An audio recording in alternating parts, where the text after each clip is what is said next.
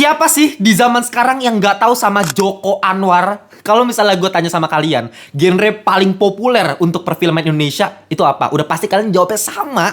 Dan semua orang juga udah tahu, yaitu horor. Tapi kalau misalnya kita ditanya lagi nih, siapa sih rajanya horor? Sutradara yang paling mantap kalau misalnya bikin film horor?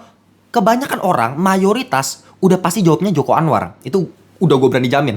Karena ya nggak mau gimana lagi, rekor 5 film dengan total 1 juta penonton beruntun ya, 5 film beruntun ya, itu dipegang sama Joko Anwar doang. Gak ada sutradara manapun di Indonesia yang bisa menyamai rekor tersebut. Bahkan Mas Kimo Stambul sekalipun itu stuck di 4 dia, nggak bisa nyampe ke 5. Dan banyak juga yang bilang kalau misalnya Joko Anwar ini adalah Christopher Nolan Indonesia. Mungkin karena otaknya terlalu canggih. Ya kan, kalau Nolan kan, ini canggih banget nih, plot twistnya banyak nih, ceritanya beda dari film-film lain. Ya Joko Anwar juga mungkin dengan pendekatan yang mirip-mirip nih, ala-ala kearifan lokal, ala-ala horor gitu. Apalagi kalau kalian tahu Bang Joko Anwar lagi mau keluarin series terbarunya di Netflix, judulnya Nightmares and Daydreams. Ini gue lagi diundang sama Netflix. Nanti kalian tunggu aja pembahasan seriesnya dari gue. Tapi ya sambil menunggu series tersebut tayang, mending kita bahas dulu Top 5 film terbaiknya Joko Anwar.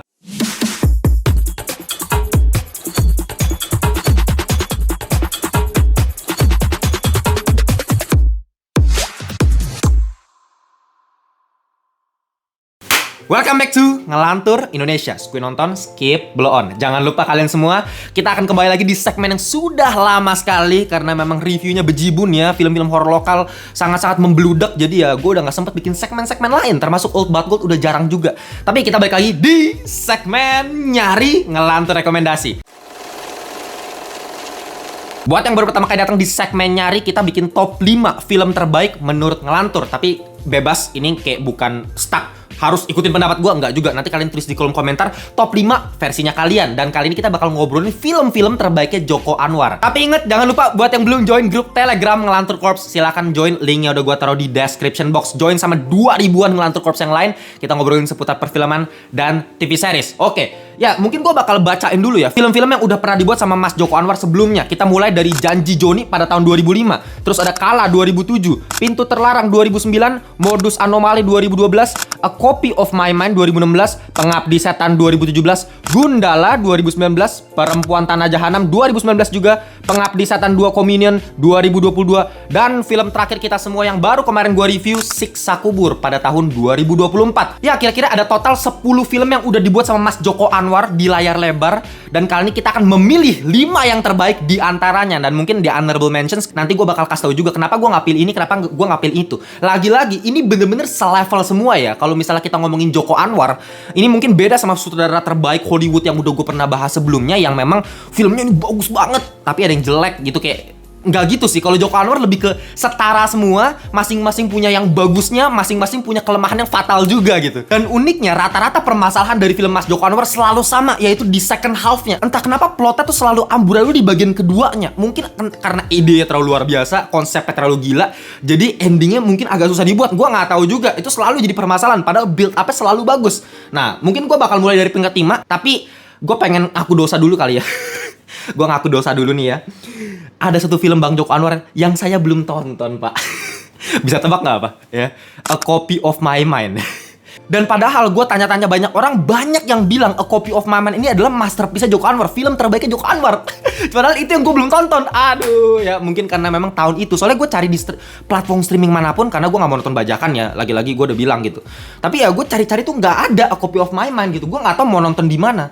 Padahal jelas-jelas A Copy of My Mind ini menang 3 piala citra, coy. Anjir, menang 3 piala citra. Tapi sayangnya gue nggak bisa masukin di top 5 karena gue belum tonton. Jadi ya nanti kalau kalian yang udah nonton boleh kasih pendapat kalian mengenai film tersebut. Jadi untuk di video kali ini gue nggak bakal include A Copy of My Mind. Jadi yang bakal gue masukin adalah 9 film Joko Anwar. Kita masukin top 5-nya. Kita masuk dari peringkat 5 film terbaik Joko Anwar menurut Ngelantur. Gue taruh Perempuan Tanah Jahanam. Ini mungkin banyak yang bakal kaget ya. Dan apalagi kalau kalian lihat 4321-nya, mungkin banyak yang nggak setuju sama gue, tapi nggak apa-apa. That's the art. Kita bisa diskusi mengenai film, kita bisa bantah-bantahan argumen lewat film gitu. Nah, kenapa gue masukin Perempuan Tanah Jahanam? Meskipun gue bilang ini film juga nggak bagus gitu. Kalau misalnya gue kasih rating juga di 6-an paling gitu. Ya inilah Joko Anwar, peringkat 5-nya pun masih di 6-an. Artinya memang sutradara sekelas Joko Anwar yang menurut gue big fans, jujur ya. Gue bener-bener suka banget, kayak kalau Bang Joko Anwar bikin film pasti gue tonton, gue bayar, pasti gue bisa gue tonton 2 kali malah gitu. Gue juga big fans, tapi ya gue harus akuin masih banyak kelemahannya. Salah satunya Perempuan Tanah Jahanam yang build up-nya tuh luar biasa. Atmosfer yang dibangun sangat mencekam, bahkan dari opening scene-nya.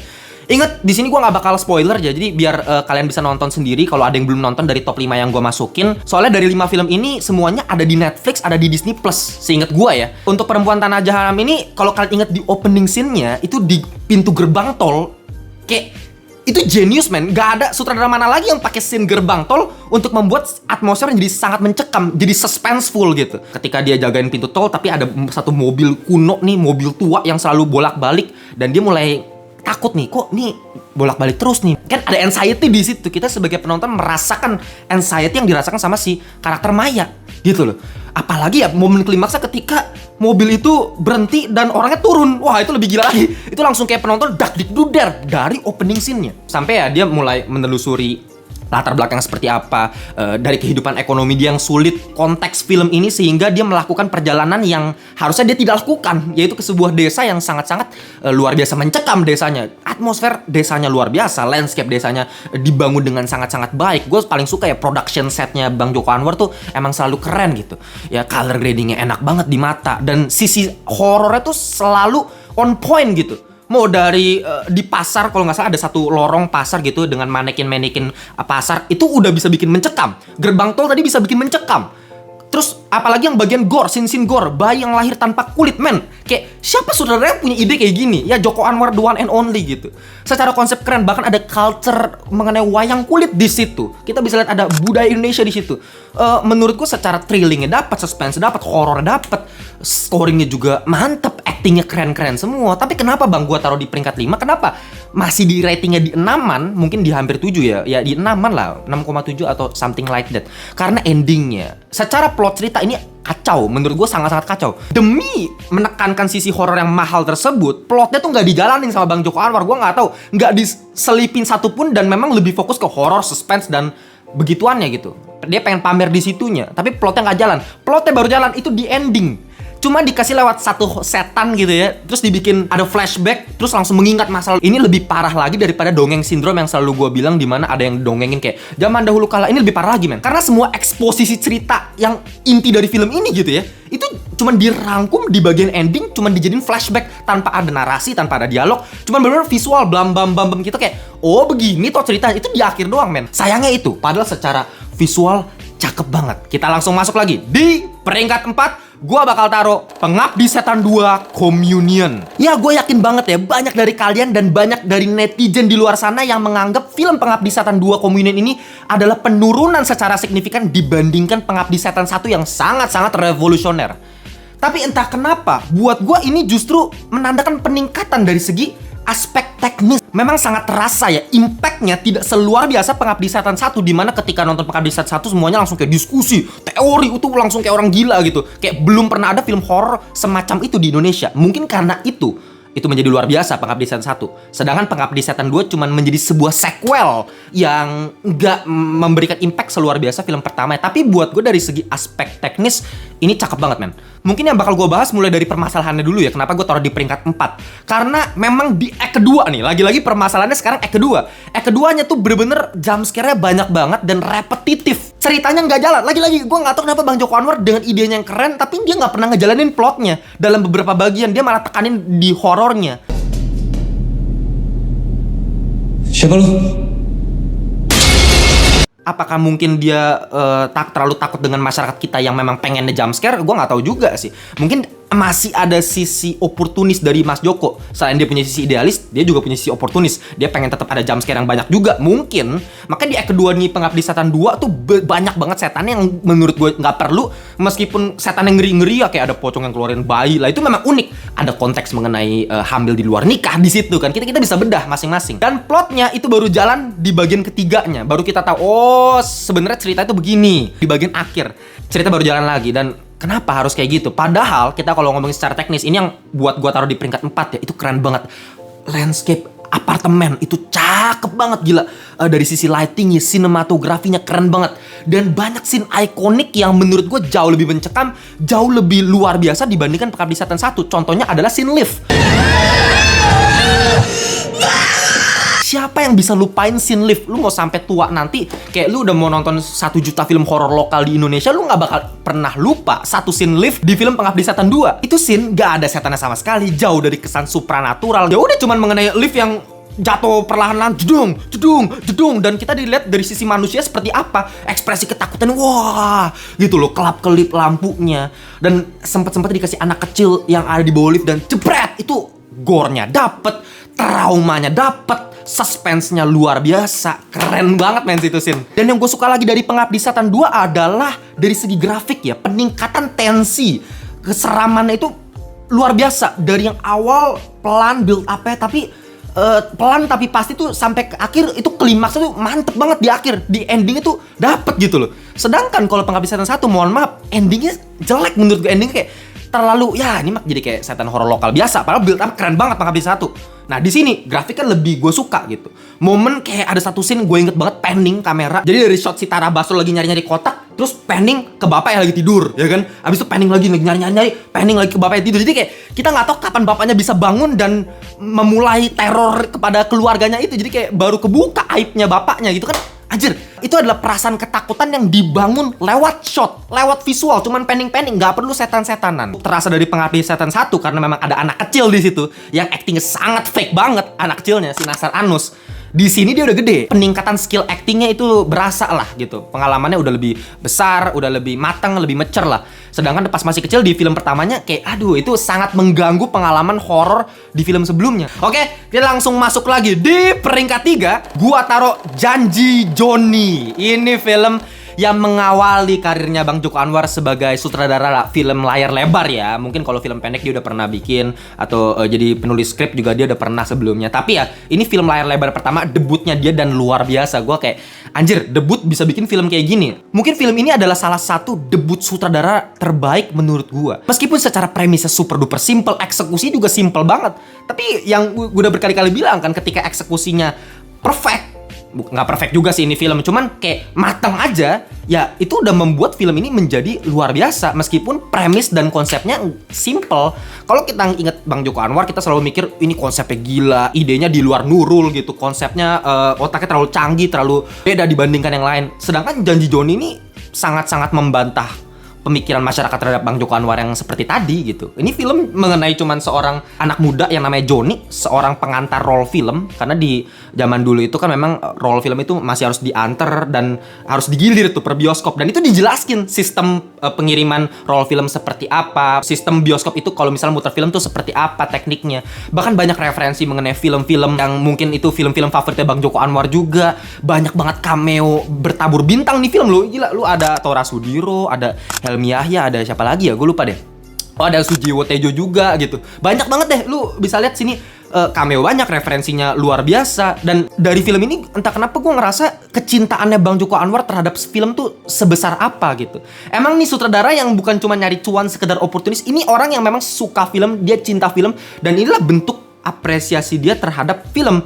Dan mungkin banyak banget pesan moral yang kita bisa dapat juga loh mengenai sebuah pekerjaan yang ya kan si Janji Joni sebagai pengantar role film mungkin kita anggap remeh dulu gitu. Ya kita bisa lebih menghargai pekerjaan tersebut gitu. Dan ada kisah romansanya juga, dan aktingnya ya bagus-bagus semua. Ada Berry Prima yang tiba-tiba jadi supir taksi. Kapan lagi Bang Berry Prima yang keadaannya gede gitu jadi supir taksi gitu ya di film ini doang gitu. Ya sisi humornya dapet, masih lucu, fresh. Ya Janji Joni memang cukup spesial ya, kayak film yang bisa ditonton berulang-ulang. Kita cuma ngikutin seorang anak muda, pertualangan dia ketika dia track record selalu mulus nganterin roll film tepat waktu, tapi justru ketika dia harus kenalan sama satu cewek dan dia harus janji anterin roll film tepat waktu, malah disitulah dia gagal karena banyak rintangan, banyak masalah. Dan itu menunjukkan karakter dia sebagai orang baik itu seperti apa. Nggak perlu ada anti-hero, karakter yang super duper kompleks, cerita plot twist dan lain-lain. Ini cuma film sederhana yang membuat kita mengikuti perjalanan Joni sepanjang film ini dan betah nontonnya. Oke, kita langsung masuk lagi di peringkat 2. Gua bakal taruh Pintu Terlarang. Gua yakin dari kalian semua kebanyakan bakal taruh Pintu Terlarang di peringkat 1 kan. Iya.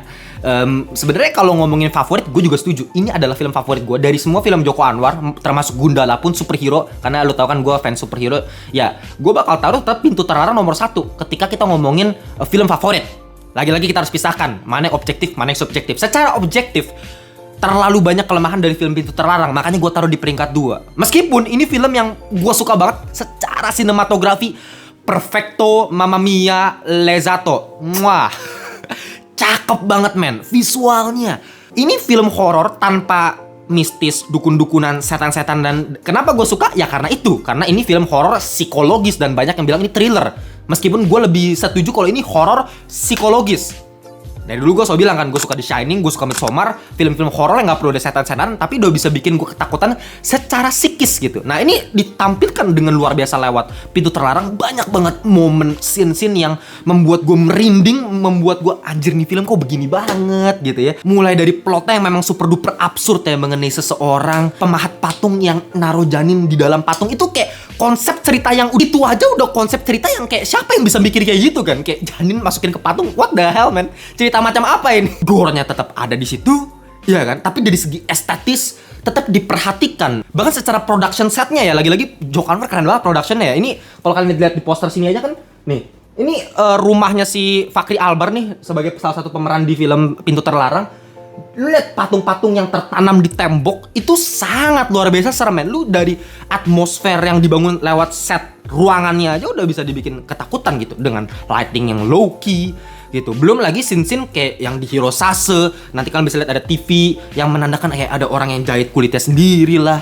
Ada cewek yang lagi di grepe-grepe di toilet. Itu kan scene-scene yang sangat-sangat disturbing, yang membuat kita berpikir ini film tuh kenapa sih seperti ini. Dan sepanjang film ya gue sangat menikmati, meskipun absurd, meskipun banyak plot hole, meskipun plotnya kayak aneh, banyak yang gak make sense. Bahkan dialog, mungkin kelemahannya dari sisi dialog ya, dialog itu banyak yang aneh deh, jauh dari kesan realistis gitu. Tapi untungnya tertolong karena endingnya jadi semacam obat, jadi semacam antitesis untuk keseluruhan plot yang diceritakan dari awal. Keseluruhan plot dari awal, suspense luar biasa, horror luar biasa, sinematografi, aspek teknisnya keren. Tapi secara plot amburadul, acak-adul. Tapi diperbaiki tuh di endingnya dengan plot twist, dan plot twistnya membuat kita merasa oh ya make sense, ternyata selama ini ya jadi make sense aja kita nonton dari awal gitu. Menurut gue ini cara cheating, sebenarnya lazy writing juga sih, meskipun nggak separah Perempuan Tanah Jahanam tadi kayak cuma pakai flashback. Ini at least ada plot twist, ada aspek yang mengagetkan penonton sebagai struktur cerita yang gue yakin buat yang baru pertama kali nonton Pintu Terlarang bakal merasa terkejut-kejut men, sangat membagongkan gitu. Tapi ya itu jadinya secara plot tuh terkesan lazy writing, padahal kalau orang bilang plot twistnya yang bikin keren, menurut gue banyak yang lebih keren dibandingkan sekedar plot twist doang di Pintu Terlarang. Bahkan opening scene-nya, lu kalau lihat intro film Pintu Terlarang dengan animasi 2 dimensi ala-ala Alfred Hitchcock. Lu bayangin ini film horor tapi pakai animasi 2 dimensi gitu.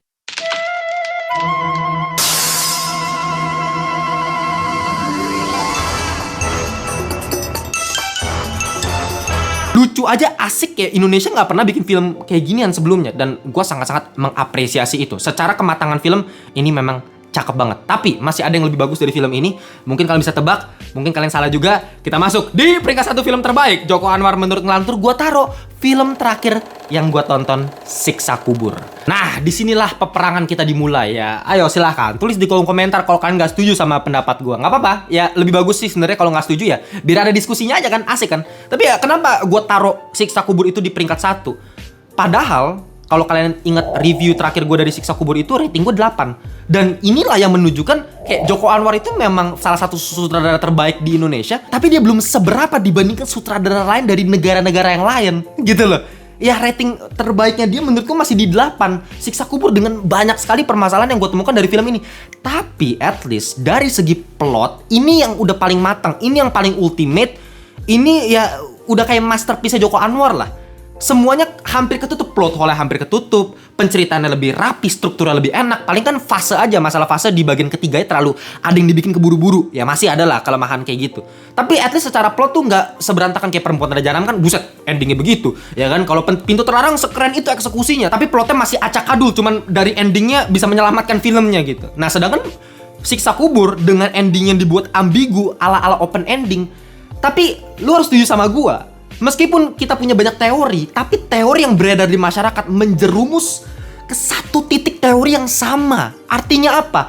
Artinya Bang Joko Anwar berhasil menarasikan plot di film Siksa Kubur dengan baik. Penonton bisa menangkap maknanya dengan teori yang banyak, tapi kita dapat esensinya. Beda sama Pengabdi Setan 1 yang teori terlalu amburadul, wow bla bla bla bla bla. Menurut gue itu bukan contoh film yang bagus ya. Film yang bagus ada satu kesatuan film yang kita bisa diskusiin, oke, banyak teori, oke, tapi kita dapat satu konteks yang sama. Itulah film yang bagus, itulah Siksa Kubur. Lagi-lagi film Siksa Kubur ternyata bukan film yang asal-asalan supranatural mistis. Meskipun masih banyak jumpscare yang gak perlu juga tuh, visual efeknya juga setannya gak serem, itu sayang banget. Kayak harusnya itu dibuang aja, lebih fokus ke penceritaan, itu pasti lebih keren lagi. Karena dia udah ngomongin masalah agama, ngomongin masalah media, bahkan ada bawa-bawa LGBT juga. Ada ngomongin perilaku seksual juga di film ini. Jadi dari konteks yang sangat-sangat luar biasa banyak gitu ya, dinarasikan menjadi satu film dengan build up yang rapi, Act 1, Act 2 sampai ke endingnya pun klimaksnya dapet, grafiknya tetap ada. Lu bayangin dari awal kan pelan tuh ya, scene di toko roti itu nyaman sekali. Gue lihat dari sinematografi udah bisa dibuat mencekam, ada orang yang bombar gitu kan. Itu gue cukup, hati gue tuh pertama kali nonton bioskop ya, gue cukup anjir, jantung gue udah mau berhenti gitu. Karena penyutradaraan dari whip pen yang dipakai, dari one take-nya gimana, karakternya, bahkan acting bocilnya juga luar biasa. Muzaki sama Widuri keren banget actingnya di sini sebagai anak kecil. Dan bahkan ketika mereka udah berganti jadi Faradina Mufti sama Reza Rahadian, keduanya juga bisa mempotret karakter yang sama dengan versi anak kecilnya. Reza Rahadian luar biasa actingnya. Salah satu the best karirnya dia ya di Siksa Kubur menurut gua. Meskipun dia bukan karakter utama gitu. Dan build up itu tetap dibikin secara pelan tapi pasti, dari dialog-dialog yang cukup panjang tetap bisa dibikin mencekam. Kalau kalian ingat scene-nya Pak Wahyu lagi ceramah mengenai Siksa Kubur, terus ada lagu Bengawan Solo, itu kan lama ya dialog, tapi gue bisa tertegun dialognya bagus, actingnya bagus, sinematografinya juga cakep, sampai klimaks pun endingnya juga menggelegar gitu, scoringnya kenceng. Orang bilang ini bukan Siksa Kubur, lu nggak nangkep maksudnya. Itu konteksnya mengenai Siksa Kubur, bukan Siksa Kuburnya si Pak Wahyu, tapi mengenai karakter utama kita. Itu kan narasi yang kita semua bisa tangkep kan. Teori kita banyak, tapi semuanya menjerumus ke satu teori. Itulah film yang luar biasa menurut gue. Ini yang paling rapih, ini yang paling matang. Dan ya mungkin kalian nggak setuju sama pendapat dari gue, tapi ya kalau misalnya kita harus ngomongin film-film lain ya, kayak misalnya Pengabdi Setan, kenapa gue nggak taruh Bang Pengabdi Setan 1 di top 5 gue? Secara revolusioner, ini yang paling revolusioner, gue harus setuju. Ini yang paling merombak, at least gitu ya, film-film horor lokal yang dulu kayak begini, jadi ada perubahan. Itu karena Pengabdi Setan, gue setuju. Tapi menurut gue film yang perfect itu lebih dari sekedar revolusioner, lebih dari sekedar membawa dampak, tapi banyak aspek lain yang harus kita nilai. Sedangkan Pengabdi Setan masih banyak banget kelemahan yang gue temukan. Terakhir, gue yakin dari kalian banyak yang bilang, Bang, kalah kenapa lu gak masukin Bang, kalah. Kalah secara konsep itu dewa mampus. Terlalu canggih secara konsep ya. Lu mau gabungin mitologi di situ, lu mau gabungin mengenai agama, lu mau gabungin mengenai pemerintahan, politik, ekonomi, detektifan, lu gabungin jadi satu konteks, itu terlalu berat. Apalagi untuk film kedua dari sutradara baru, men. Ya Kalah itu kan film proyek keduanya Bang Joko Anwar. Dan menurut gua pengalamannya masih terlalu cetek untuk membuat film segila itu. Idenya, kreativitas, jempolan. Kalah, no debat, the best kalau ngomongin konsep. Dengan ala noir gitu kan. Apalagi kita ngomongin noir, parameter yang kita harus compare juga Hollywood. Nah itu susahnya tuh kalau ngomongin style yang ke arah kebarat-baratan. Meskipun tetap secara konteks kearifan lokal juga sih pada akhirnya. Tapi ya itu, jadinya terlalu susah untuk dikomparasi, terlalu banyak kelemahannya. Dan kalau ada sisi horor yang dimasukin, kayak ada setan beberapa kali jumpscare, kayak yang setan jengjong, itu kayak menurut gue masih belum dapet satu kesatuan film yang enak untuk gue tonton gitu. Tapi secara konsep emang keren gitu. Kalau Modus Anomaly, plot twistnya dewa, nggak usah ditanya. Tapi memang ya selevel semua lah. Gundala ya sebagai film superhero masih terlalu susah lah untuk kita compare film terbaik gitu. Ya at least lu bisa taruh apapun itu. Kalau Joko Anwar tuh kayak nggak ada film yang jelek banget juga, nggak ada sih. Joko Anwar tuh kayak setara semua sih. Jadi ya terserah kalian mau taruh peringkat 5-nya gimana. Silakan tulis di kolom komentar. Oke, jangan lupa buat yang belum join membership community, join aja dari 1.000 per hari. Kalian bisa join di Critical Thinking dan Ngelantur Thinking upgrade. Itu dapetin banyak edukasi dari gue seputar perfilman, plot cerita, skrip, itu gue jelasin semuanya di Movie Lovers Panel. Oke, gitu aja untuk video kali ini. Sisanya kita debat di kolom komentar. Kita jumpa di video berikutnya. Bye-bye semuanya.